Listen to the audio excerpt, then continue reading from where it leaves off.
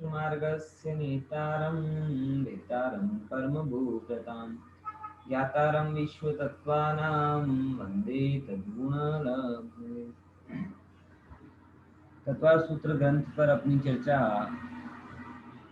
शुभ नाम कर्म के आश्रम के कारणों पर चल रही थी, और शुभ नाम कर्म और अशुभ नाम कर्म क्या होता है इसका भी थोड़ा हमने खुलासा किया है। बराबर। बात थोड़ी सी आ रही थी कि सारा जगत स्वास्थ्य सुंदरता के पीछे भाग रहा है, यानी शरीर की अनुकूल अवस्थाओं के पीछे भाग रहा है, लेकिन जगत के जीवों को पता नहीं है कि सरलता से और अविषमवादी यानी सत्य धर्म के मार्ग पर चलने की प्रेरणा देने से ये काम ऑटोमेटिकली हो जाए है। समझ में आया कि नहीं है क्या बोल रहा हूँ? बहुत गहरी बात बोल रहा हूँ कि सारे जगत सुंदरता और स्वास्थ्य के पीछे पड़ा हुआ है, लेकिन जगत के जीवों को पता नहीं चल रहा कि ये दोनों चीजें सरलता और सतमार्ग पर प्रेरणा देने से सहज हो जाती। लोगों को ऐसा लगता है कि जटिलता से खींचतान करके सुंदरता स्वास्थ्य पाया जा सकता है। ये बात एकदम झूठी है। बात समझ में आई कि नहीं है? इसीलिए इस चीज को थोड़ा विचारते हुए हम चल रहे हैं कि शुभ नाम कर्म भी किन किन परिणामों से बनता है ना। और कुछ परिणाम यहाँ पे बताए जा रहे हैं, उस पे अपन थोड़ा ध्यान देंगे। ये बहुत सारे लिस्ट बताई गई है। अशुभ नामकरण के आश्रय के विशेष कारण, तो एक मिथ्या दर्शन बनाए रखना, जिसको कल हमने समझा था कि बहुत सारे लोग हैं जो सम्यक दर्शन की बात आदि समझ जाते हैं, लेकिन वो अपने पैतृक कुल परंपरा के संस्कार, राग या रोग के कारण, जो भी कारण हो उसके कारण मिथ्यात्व की चीजों का पूर्ण रूपेण त्याग नहीं कर पाते, तो उनके अंदर में कपट का भाव कहलाता है। और कपट का भाव कहलाता है तो क्या होता है कि वो उसी रूप में रहते हैं, अशुभ नाम कर्म को बनता रहता है। खासकर ये बात मैं कहना चाह रहा हूँ, जब मैं 2 बार अध्यात्म स्टडी सर्किल में गया मुंबई, दिनेश भाई उस चीज से परिचित होंगे। अध्यात्म स्टडी सर्किल में गया, वहां मैं अनेकों लोगों से मिला। हर एक व्यक्ति मूल रूप से वहां पे श्वेतांबर अधिक थे। हर एक व्यक्ति से अगर चर्चा करें तो कहेंगे नहीं आपकी बात सही है, दिगंबर परंपरा सत्य है, तार्किक है, ये वो तमाम बातें एक्सेप्ट करें। फिर उससे कहे कि भैया भी ठीक है, तो फिर उसको न परंपरा तो પછી આપણી कुल परंपरा पर જોવી પડે ને। मतलब ये कहलाता है, एक तरफ तो सत्य लग रहा है तो भी सत्य को स्वीकारने का साहस नहीं कर पा रहे, असत्य को नकारने का साहस नहीं कर पा रहे, तो ये एक प्रकार का कपट का परिणाम है। और कपट का परिणाम है तो अशुभ नामकरण के आश्रय का कारण है। हमारा दिगंबर परंपरा स्वीकारोगे तो दिगंबर परंपरा सत्य सिद्ध हो जाएगी, ऐसा तो है नहीं। गुरुदेव श्री परिवर्तित होकर आए, उन्होंने कभी ऐसा नहीं कहा कि भाई मैं दिगंबर धर्म, अरे दिगंबर पना तो वस्तु का स्वतः स्वभाव सिद्ध है। उन्होंने ये बोले ही नहीं कभी, दिगंबर पना तो वस्तुનો स्वभाव છે, એ સંપ્રદાય નથી, અભિવચ્ય ફેર છે। જે બાય डिफॉल्ट હોય स्वभाव કહેવાય, જે કોઈ બનાવે એ संप्रदाय કહેવાય છે। तो वस्तु का नाती स्वभाव ही ऐसा है। अब आप स्वभाव की स्वीकृति करोगे तो सुखी होगे। बहुत सिंपल सा एग्जांपल आपको दूं, ये उंगली का ऐसे मोड़ने का स्वभाव है, आप उसे ऐसे ही मोड़ोगे ना तो ही आप सुखी रहोगे, ऐसे मोड़ने जाओगे तो उंगली टूट जाएगी और सुख तो होगा नहीं। इसलिए जिस तरफ मोड़ती है उसी तरफ मोड़ने का प्रयास करना चाहिए। ये बात यहाँ पे थोड़ी समझने की आती है। गुरुदेव इसीलिए हमें बहुत अच्छे लगते हैं, बहुत प्रिय लगते हैं। इसके लिए नहीं क्योंकि उन्होंने परिवर्तन किया, इसके लिए कि उन्होंने सत्य के प्रति अपना इतना समर्पण बताया। परिवर्तन तो बहुत कोई भी कर लेता है, नेताओं भी तो बदलते ना पार्टी, तो गुरुदेव का परिवर्तन कोई पार्टी बदलू परिवर्तन नहीं था।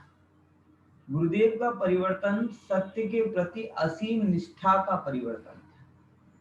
उन्होंने बहुत स्पष्ट, लोगों ने तो कैसे कैसे प्रलोभन दिए उनको कि भैया तुम्हें जो पढ़ना है पढ़ाना है तुम पढ़ो पढ़ाओ, हम भी पढ़ेंगे, हम भी सुनेंगे, परिवर्तित मत करो, परिवर्तित मत करो। लेकिन उन्होंने एक ही बात कही कि मैं अंदर से दिगंबर हो जाऊं और बाहर से एक रखूं तो ये कपट का परिणाम होगा।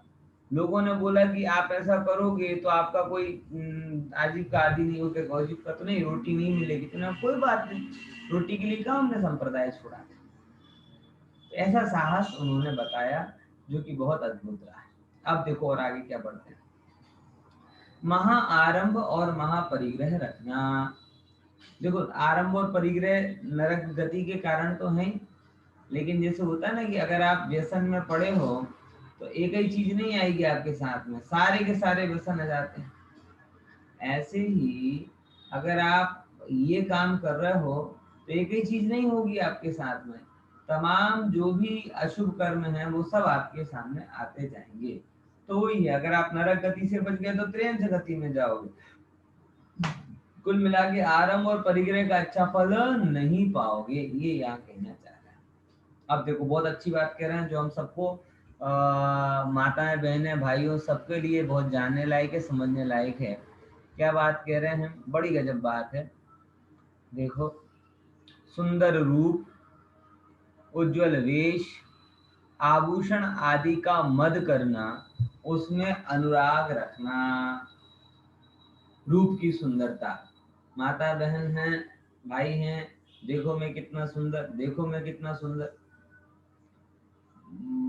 माता बहनों को सुंदर होने का राग होता है और पुरुषों को सुंदरता पे रीझने का राग होता है।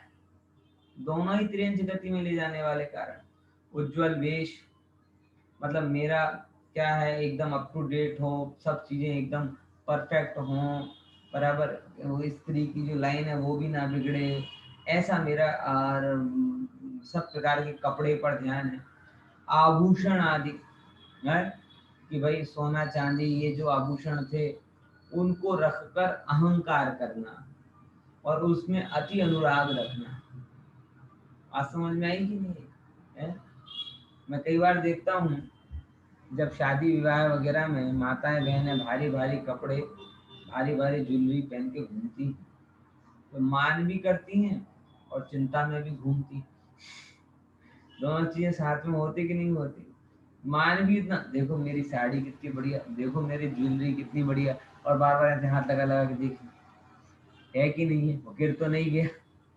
कपड़े देखेंगी है कि नहीं, अरे भाई इतनी शादी का एंजॉयमेंट एक तरफ रह जाता है और ज्वेलरी और कपड़े का ध्यान, उसका परिणाम ना बिगड़े वो एक तरफ रह जाता है। होता है कि नहीं होता है?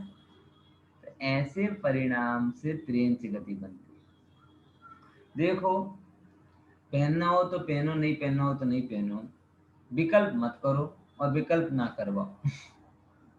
दो सीधी गणित। देखो भैया, मान करना, अनुराग करना, ये उस दिशा में बढ़ने के कारण बन जाते हैं। आपको ऐसा लगता है कि उसमें राग करके हम कुछ खोते नहीं हैं, अरे भाई उसमें राग करने करके तुम त्रियंच गति की टिकट कंफर्म कर लेते हो, आपको पता नहीं चलता।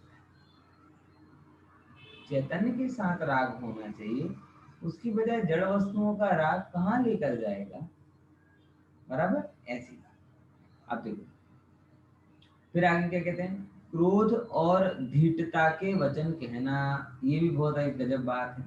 कौन से वचन कहना, क्रोध के वचन कहना, बहुत ज्यादा आक्रोशित होकर आप कोई बात कह रहे हो। धीटता, धीटता मतलब कहते ना बार बार कहने पर भी नहीं सुनना, धीटपना कहलाता है वो। तो ऐसे जो आपके अंदर में वृत्ति हो गई है वो भी तेज गति से अशोभा कारण है। एक और गजब बात है, जिन मंदिर की सामग्री की चोरी करना।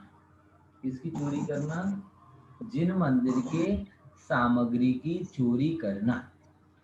मंदिर जी में कोई सामग्री हो जो मंदिर जी के हेतु से आई हो और उस सामग्री को चुरा लेना, अन्य को दे देना, बेच देना इत्यादि कोई काम करना, ये बहुत भारी पड़ता है, तिरंच आदि गति में लेकर जाता है। बराबर। श्वेतांबर परंपरा में एक शब्द है ना, देव द्रव्य, देव द्रव्य। दिगंबर परंपरा में देव द्रव्य नहीं होता है शब्द, लेकिन अर्थ क्लियर है, क्योंकि जो देव होता है उसके पास द्रव्य नहीं होता, और जो द्रव्य वाला होता है वो देव नहीं होता, तो देव का द्रव्य कहाँ से आएगा? है? लेकिन वहां पे अर्थ क्या निकलता है? देव के निमित्त से जो धन या द्रव्य या पदार्थ इकट्ठा किया है वो देव द्रव्य कहलाता है। ऐसा कोई भी चीज जो परमात्मा को लक्ष्य में रखकर रखी गई है, उस वस्तु को आप रख लो तो भी आप तिरंच आदि गतियों को बांधते हैं, अधोगति होती है। फिर पाप कर्म से आजीविका करना। पाप कर्म मतलब कौन से? ऐसे कार्य जिनको करने में बहुत सारे जीवों का घात होता है। बहुत सारे कर्म होते हैं, अंगार कर्म, अंगार जहाँ भट्टी वगैरह जलती है ऐसे काम करना, बहुत ज्यादा जिसे अपन कहे ना जुआ आदि सट्टा बाजार चलता हो ऐसे काम करना, अथवा कितने हैं बहुत ज्यादा जिन जिन चीजों में जीवों का घात होता हो ऐसे कामों को करना, वो सब ये कहते हैं पाप कर्म आजीविका कहना। देखो, आजीविका करना एक हमारे लिए क्या कहें कि अनिवार्य तो है कि नहीं?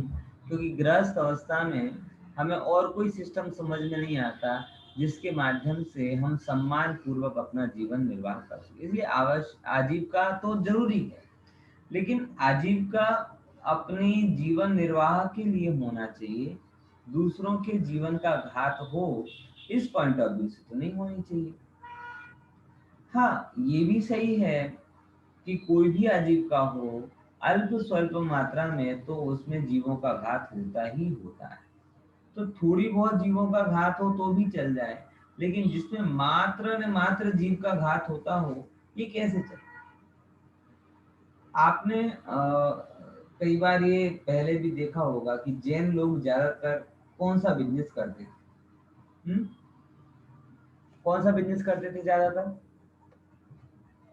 दो तीन बिजनेस ज्यादा थे। एक तो कपड़े का बिजनेस, सोने चांदी का बिजनेस, बराबर, और थोड़े नीचे आओ तो अनाज या किराने का बिजनेस। यही बिजनेस ज्यादा करते थे। लोग ऐसा कहते हैं कि इन बिजनेस में कमाई ज्यादा होती है, इसीलिए जैन लोग ऐसा बिजनेस करते हैं। देखो भैया, कमाई के लिए बिजनेस नहीं किए गए।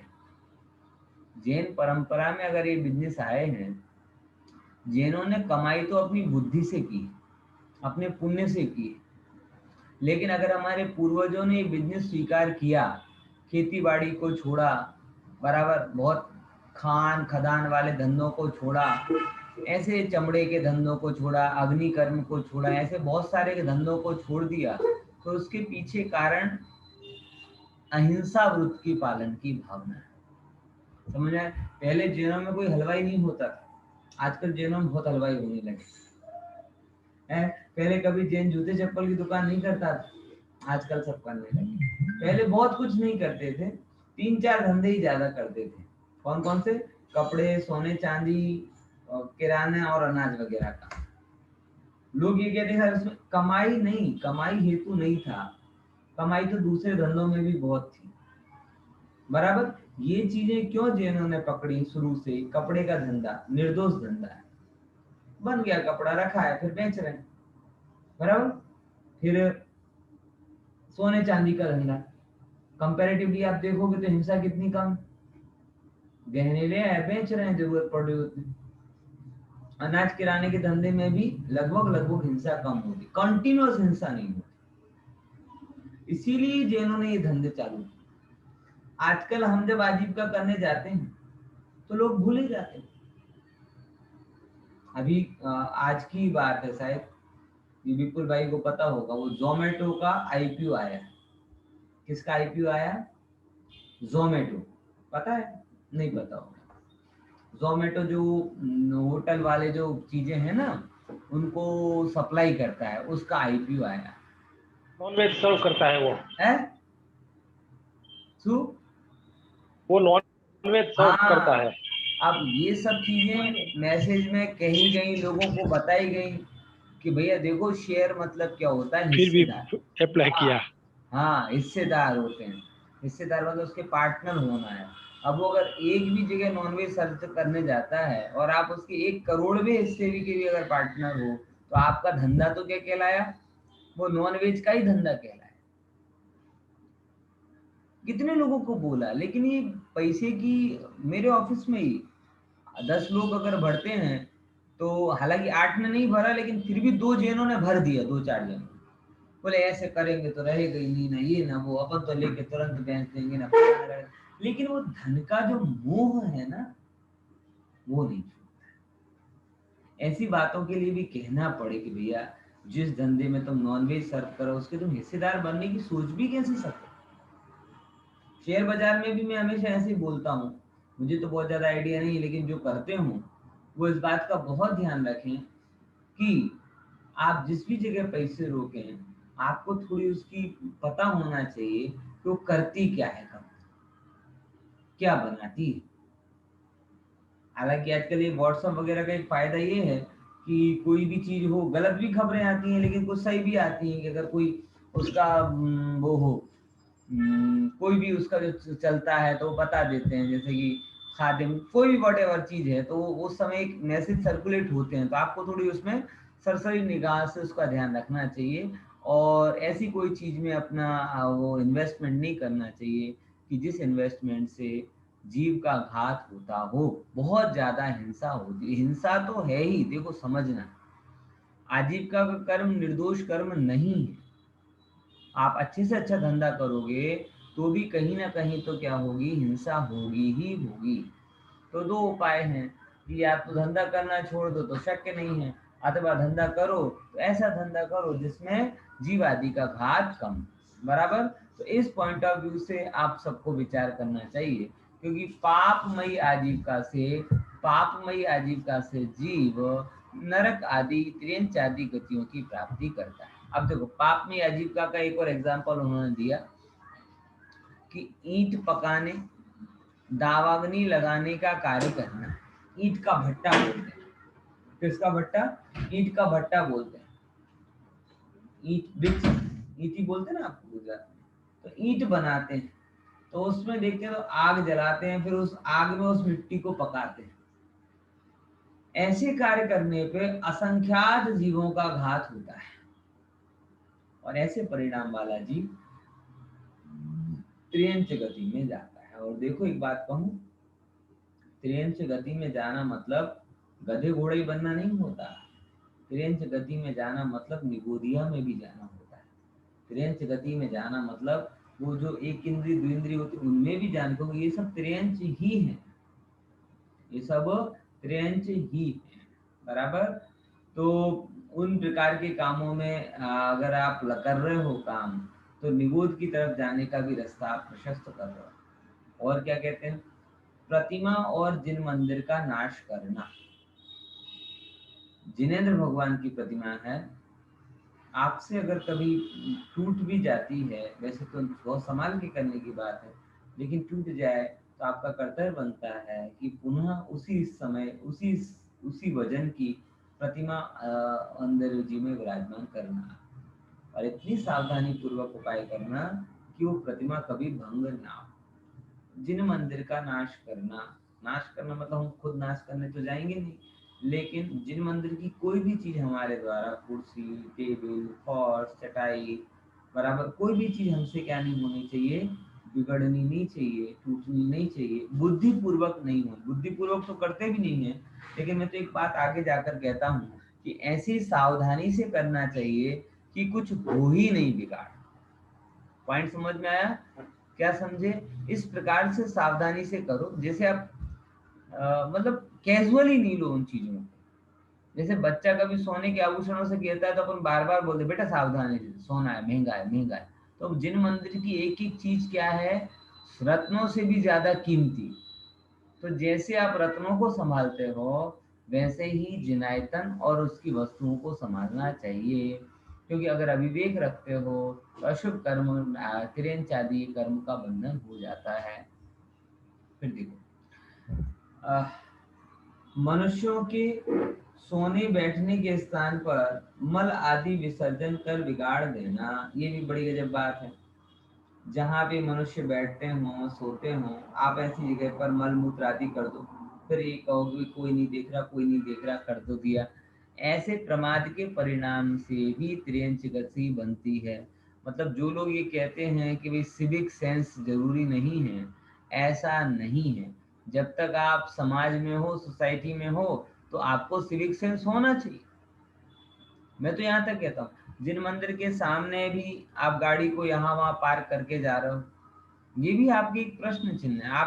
आपने इस तरीके से कई बार मैं सुबह सुबह मंदिर जाता हूँ तो देखता हूँ कि अपने स्कूटर क्या है, किसी का आड़ा स्कूटर लगा हुआ है। अब देखो आपने तो लगा दिया, जिसने भी लगाया, अब वो आदमी बैठा है देख रहा है, मन में परिणाम बिगाड़ रहा है कि लोगों को तरीका नहीं है, नार कहीं लगा के चले जाते हैं, खींच रहा है फिर सुना रहा है। अरे इतनी इतनी क्यों करते हो? व्यवस्थित पार्क करो ना भाई, चप्पल वहां पे छोड़ दी, व्यवस्थित उतारो ना भाई। ये सिविक सेंस जरूरी है। ऐसे उस प्रमाद के परिणाम से भी कर्म बनते हैं भाई साहब। ऐसा नहीं है कि आत्मा आत्मा वालों की चर्चा करने के यहाँ पर ये सारी बातों का सेंस ही नहीं होता है। सिस्टमेटिक काम होना चाहिए, अच्छी बात है।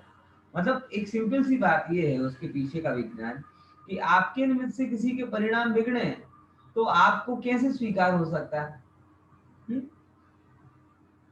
बताओ, आपके निमित्त से किसी के परिणाम बिगड़ रहे हैं तो आप उसे कैसे स्वीकार सकते हो? उसमें भागीदार आप बने तो आपको पहले ही ऐसे दृष्टि होनी चाहिए, विजन होना चाहिए, जिससे आपके निमित्त से किसी भी जीवों के परिणाम ना बिगड़े। बराबर। तो इसके लिए उठने बैठने वाली जगह पर बिगाड़ नहीं करना, जूते चप्पल व्यवस्थित पार्क करना, स्कूटर व्यवस्थित पार्क रखना, कोई किसी के नड़तर रूप ना हो ऐसे दर्शन करना, ये सब चीजें आवश्यक होती हैं। फिर देखो क्या कहते हैं, क्रोधादि कषाय की कहाँ गया आखिरी पॉइंट। हाँ देखो यहाँ पे क्रोधादि हाँ,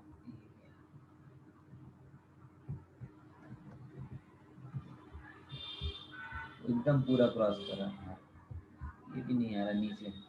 क्रोधादि कषायों की तीव्रता रखना, क्या करना? क्रोधादि कषायों की तीव्रता रखना, मतलब ऐसे परिणाम जिन परिणामों से क्रोध होता हो और ऐसे क्रोध बहुत गहरे ज्यादा समय तक करते रहना, ये भी त्रियंच गति के आश्रय के कारण।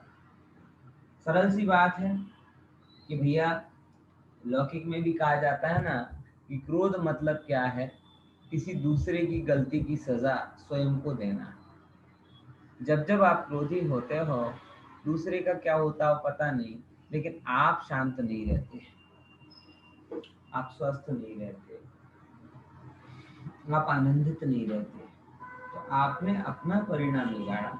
इस चीज को कैसे हम सही कह सकते हैं? त्रियंच गति में जाओ।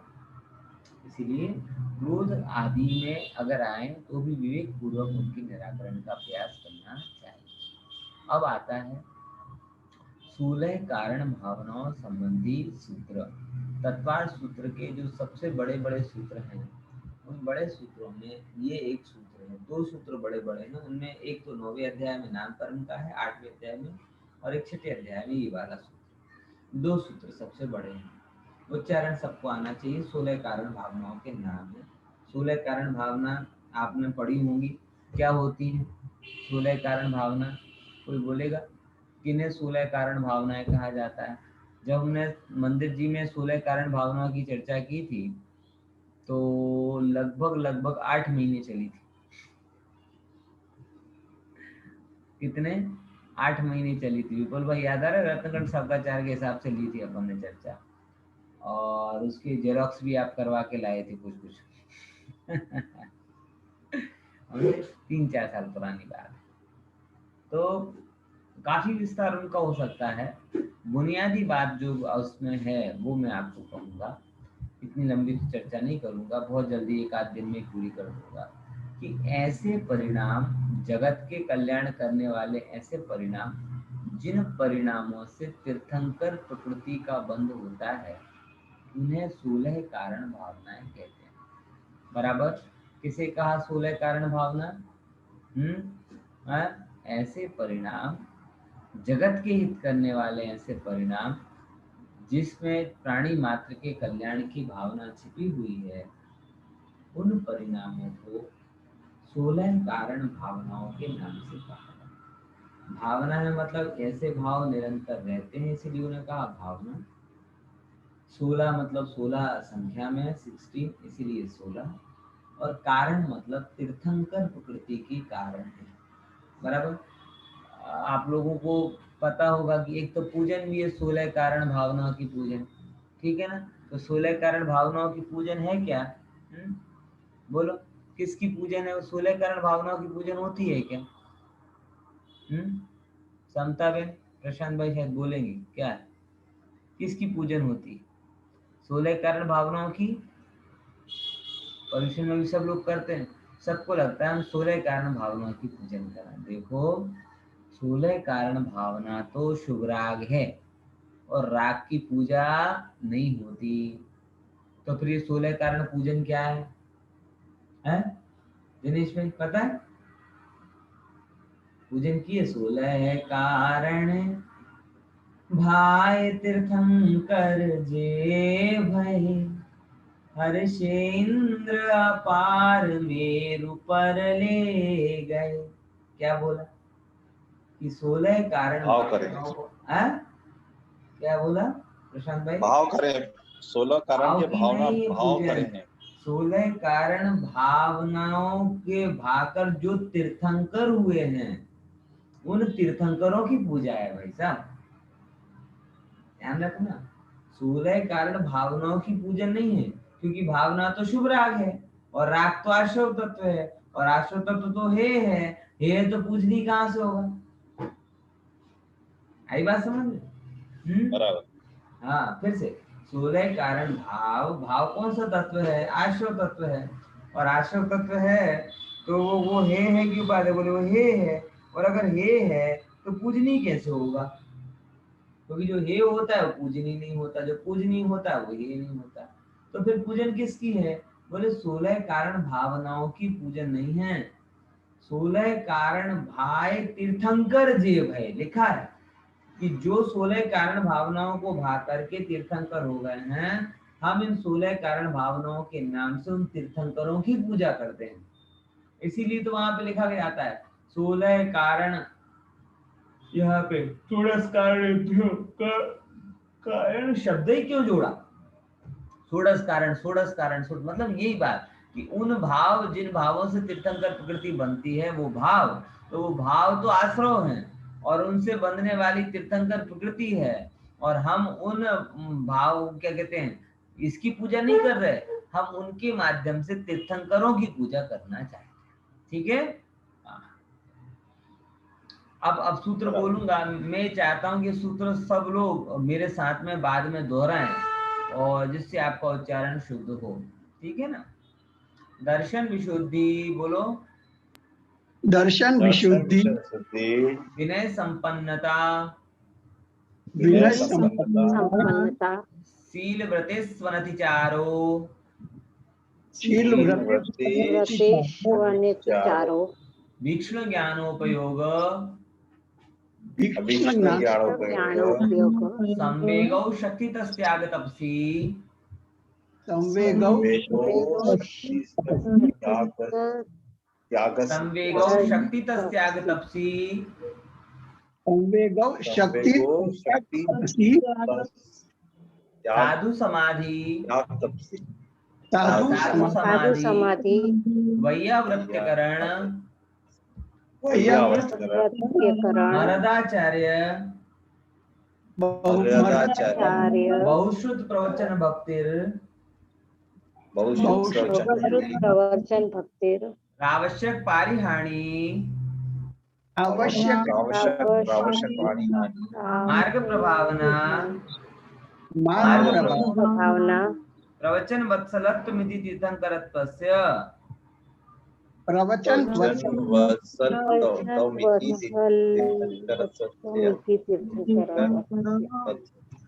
अभी सबको बोलना है, बराबर? हाँ, मेरे साथ में बोलना। दर्शन विशुद्धि, विनय संपन्नता, शील व्रतेष्वनतिचारो, भीक्ष्ण ज्ञानोपयोग। इतना बोलो, एक साथ बोलो, चलो इतना। दर्शन विशुद्धि, विनय संपन्नता, शील व्रतेष्वनतिचारो, भीक्ष्ण ज्ञानोपयोग। ज्ञानोपयोग संवेगो संवेगो शक्ति त्याग तपसी, शक्ति साधुर समाधि, साधु समाधि वैयावृत्यकरण, मर्दाचार्य बहुश्रुत प्रवचन भक्ति, मर्हदाचार्य आवश्यक पारिहाणी, पारिहाणी, मार्ग प्रभावना प्रवचन वत्सलत्वमिति तीर्थंकरत्वस्य। मार्ग प्रभावना हाँ, अब एक को पूछना पड़ेगा, ये है ना, थोड़ा कठिन सा है। सबसे पहले कौन बोलेगा? चलो बोलो, कौन बोलेगा सबसे पहले? हैंड रेस करो। अभी पंडित जी सूली पे ही चढ़ाना है सबसे पहले। हाँ दिनेश भाई बोलो, है भूखे? हाँ बोलो। अच्छा, हाँ, दर्शन विशुद्धि, विनय संपन्नता, शील व्रतेष्वन्नति चारो, भीक्ष्ण ज्ञानोपयोग संवेगो, शक्ति तस्त्याग तपसी, साधु समाधि वयावृत कर्ण, मर्हदाचार्य बहुश्रुत प्रवचन भक्ति, रावश्यकता परिहानी, मार्ग प्रभावना प्रवचन वत्सलत्वम इति तीर्थंकरत्वस्य। बहुत सरस, बहुत सरस। जो अब खुशी में ताली बजावटी काम नहीं चला, तमारू वारो आवे। आवश्य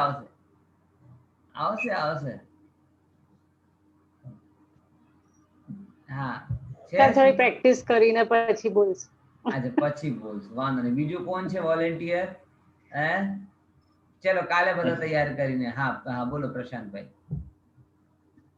मेरे को दिख नहीं रहा है। अच्छा दिख नहीं रहा तो दिखा देते हैं, लो। हाँ बोलो बोलो। दर्शन विशुद्धि, विनय संपन्नता,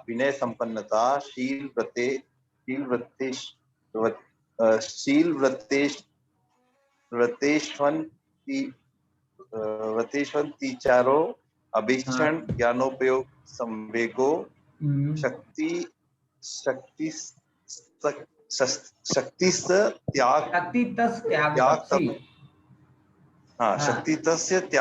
त्याग तपसी, साधु समाधि वैयावत करण, मर्दाचार्य बहुश्रुत प्रवचन भक्ति, रावशक पारिहाणी, मार्ग प्रभावना प्रवचन वत्सलत्वमिति तीर्थंकरत्वस्य।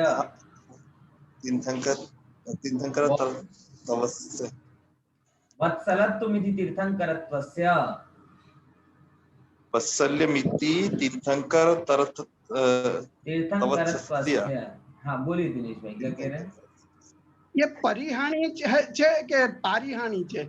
પરિહાણી, આવશ્યક પારી, एक्चुअली મૂળમાં પારિહાણી છે, અહીંયા ટાઈપિંગ મિસ્ટેક લાગે છે।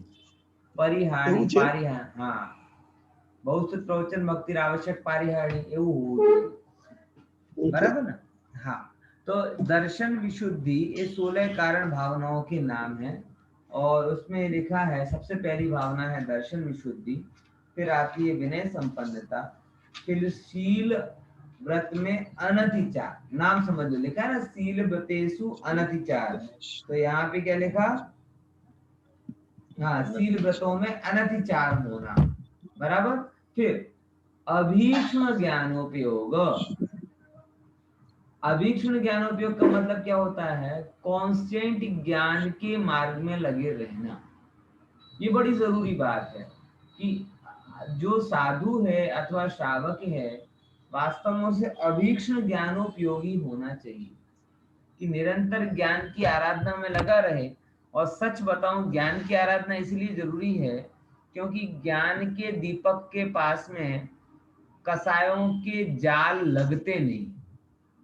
जिसके अंदर में ज्ञान का दीपक जल रहा है उसके आजू बाजू कषायों के वावा मकड़ जाल लगते नहीं है। इसीलिए हर एक व्यक्ति को ज्ञान प्रिय, अध्ययन प्रिय होना ही चाहिए। अगर आप अपने आप को कषाय आदि से सुरक्षित रखना चाहते हैं तो अभीक्ष्ण ज्ञानोपयोगी बनिए। फिर संवेग भावना होनी चाहिए, बराबर। संसार से भय रखने वाली बात, शक्ति अनुसार त्याग करना। ऐसा नहीं है कि आप दान आदि ना दो, त्याग ना करो, प्रतिक्रमण नियम आदि नहीं करो, ये चीजें नहीं। शक्ति जितनी उतना करना ही करना, शक्ति अनुसार तप भी करना। आप अगर एकासन उपवास नहीं करते हैं व्यवहार से तो भी वो आपकी खोटी बात है, क्योंकि एकाद उपवास और एकाद एकासन में किसी का कुछ नहीं बिगड़ता। लेकिन आप विषयों में इतने आसक्त हो गए हैं कि विषयों को एक समय के लिए नहीं छोड़ पाते, तो बोले ये दोष है। इसलिए शक्ति अनुसार, मैं हमेशा कहता हूँ कि मैं 8 उपवास का विरोधी हूँ। बहुत सारे लोग अगर मेरे से कोई 8 दिन 10 दिन के उपवास का पचकांड लेने आए तो मैं नहीं दूंगा। भाई तुम्हारे 10 दिन तक कैसे परिणाम रहे, हम इतनी लंबी रिस्क नहीं। हाँ, लेकिन इतनी बात जरूर जानता हूँ अगर वो एकासन करे, उपवास करे, हाँ उससे कुछ नहीं बिगड़ेगा, कुछ भी नहीं बिगड़ेगा। इसलिए वो शक्ति के अनुसार ही होता है। शक्ति को छिपाना भी पाप है और मानादि के लिए शक्ति से अधिक करना वो भी एक प्रकार से अनुचित हो जाता है। ठीक है, तो शक्ति के अनुसार तप करना, फिर शक्ति के अनुसार त्याग करना, और क्या बोलते हैं, साधु समाधि, साधुओं की सेवा करना, समाधि की भावना रखना, वैयावृत्ति करना उनकी, वैयावच गुजराती में कहते हैं, अरंत की भक्ति करना। अरंत भगवान की ऐसी भक्ति हो कि उनके प्रति मतलब तन मन धन अर्पित हो जाए। आचार्यों की भक्ति करे, बहुश्रुतवानों की भक्ति करे। बहुश्रुतवानों की भक्ति मतलब क्या, कि भले जो कोई साधु नहीं है, आचार्य नहीं है, लेकिन श्रुतज्ञ हैं, जिनके द्वारा शास्त्रों की प्रभावना हो रही है, तो ऐसे बहुश्रुतवानों की भी क्या करनी चाहिए, भक्ति रखे। फिर प्रवचन भक्ति मतलब जिनवाणी की भक्ति रखे, और मार्ग की प्रभावना का उसके अंदर में उत्साह, बहुश्रुत भक्ति है ना, आवश्यक पारिहारणी, जो अपने आवश्यक हैं उनका पालन करे। मार्ग प्रभावना कि जिनेंद्र सम्मत जो वितरागी धर्म है उसकी प्रभावना करे, बोले अच्छे मनोभावों के साथ में, उज्ज्वलता के साथ में, सर्व प्रकार की जिससे सामान्य व्यक्ति को रुचि उत्पन्न हो ऐसी प्रभावना करे। और प्रवचन वात्सल्य की साधर्मियों में और जिनेंद्र भगवान के वचनों में वात्सल्य का भाव रखे। ऐसी 16 भावनाएं निरंतर रखे, क्योंकि इन भावनाओं से तीर्थंकर नाम कर्म का आश्रव होता है। मतलब जब तीर्थंकर भगवान, तीर्थंकर प्रकृति बांधते हैं तो आत्मा में तो नहीं रहते, ये बाहर ही रहते। तो कौन से भाव होते हैं, उनको इस टाइप के भाव होते हैं। देखो एक बहुत छोटी सी बात मैं आपको बता दूं, 12 भावना और 16 कारण भावना दोनों में फंडामेंटली डिफरेंस क्या है। 12 भावना वैराग्य की वृद्धि के लिए होती और 16 कारण भावना जगत के कल्याण के लिए होती। पॉइंट समझ में आया क्या बोला, ये बुनियादी बात। जगत हिताय ऐसी भावना की वैराग्य की वृद्धि के लिए 12 भावना, अनित्यादि स्वरूप का विचार करो और वैराग्यवान बनो। लेकिन 16 कारण भावनाओं में मुख्य रूप से जगत के कल्याण की